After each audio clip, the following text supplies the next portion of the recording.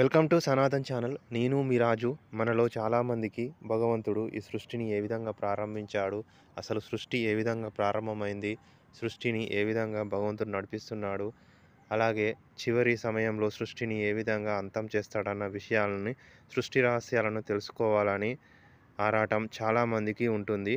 కానీ చాలామందికి ఈ విషయం ఎలా తెలుసుకోవాలో అర్థం కాదు.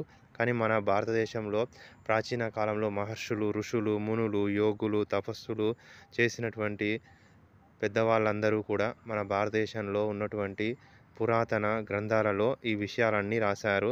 అలాంటి ఒక గ్రంథమే శ్రీమన్మహాభాగవతము. ఈ మన్మహాభాగవతాన్ని భక్తకవి పోతన గారు రాశారు.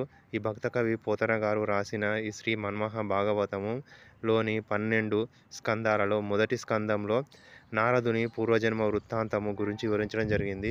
ఈ నారదుని పూర్వజన్మ వృత్తాంతంలోనే నారదుడే భగవంతుడు సృష్టిని ఏ విధంగా ప్రారంభిస్తున్నాడు అన్న విషయాన్ని తెలియజేయడం జరిగింది.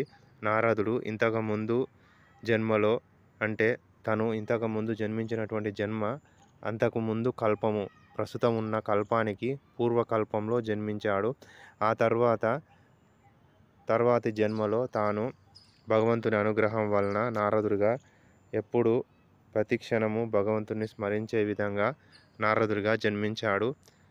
కిందటి జన్మలో నారదుడు జన్మించినటువంటి జన్మలో కిందటి కల్పంలో తను ఒక సాధారణ దాసి కుటుంబంలో జన్మించాడు.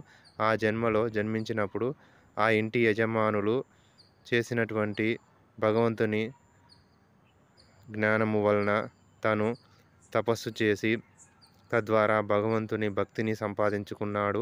దాని కారణంగా ఆ జన్మలో తనకు భగవంతుడు కళ్ళకు ప్రత్యక్షంగా కాకుండా తన మనసులో ప్రత్యక్షంగా దర్శనమిచ్చి తనకు తర్వాతి జన్మలో భగవంతుడు తనతో పాటు ఉండే అవకాశం అనేది తనకు ఇచ్చాడు. ఆ విధంగా తను ఆ జన్మను పూర్తి చేసిన తర్వాత తదనంతరము తాను మరొక జన్మలో నారదుడిగా జన్మించి ప్రతిక్షణము భగవంతుణ్ణి స్తుతిస్తూ గానం చేస్తూ ఉండే విధంగా నారదుడిగా జన్మించి లోకాలన్నీ సంచరించే లోక సంచారకుడిగా తిరుగుతూ మంచి చెడు విషయాలను తెలియజేస్తూ భగవంతుని భక్తునిగా నారదుడిగా జన్మించాడు. నారదుడు బ్రహ్మ మానస పుత్రుడిగా జన్మించాడు. బ్రహ్మ యొక్క మనసు నుంచి ఉదయించాడు కాబట్టి బ్రహ్మ మానస పుత్రుడు నారదుడిగా అంటాడు. అలాగే నారదునితో పాటు ఇంకా కొంతమంది మహర్షులు, మరీచి మహర్షి మొదలైన మహర్షులు కూడా బ్రహ్మదేవుని మనసు నుంచి ఉదయించారు కాబట్టి వీళ్ళను మానసపుత్రులు అంటారు. బ్రహ్మదేవునికి 1000 మహాయుగాలు గడిస్తే ఒక పగలు, అలాగే 1000 మహాయుగాలు గడిస్తే ఒక పగలు. అంటే బ్రహ్మదేవునికి 1000 మహాయుగాలు ఒక పగలు, 1000 మహాయుగాలు ఒక రాత్రి.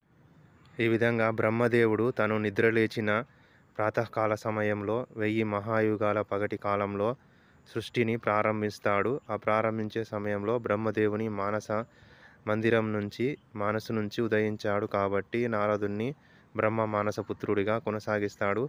ఈ గ్రంథము భక్తకవి పోతన రాసిన మన్మహాభాగవతంలో నారదుని వృత్తాంతం వివరించడం జరిగింది. మీ దగ్గర భక్తకవి పోతన రాసిన భాగవతము ఉంటే మీరు చదవగలరు. ఈ వీడియో మీకు నచ్చితే లైక్ చేసి, షేర్ చేసి, కామెంట్ చేసి, సబ్స్క్రైబ్ చేయగలరు.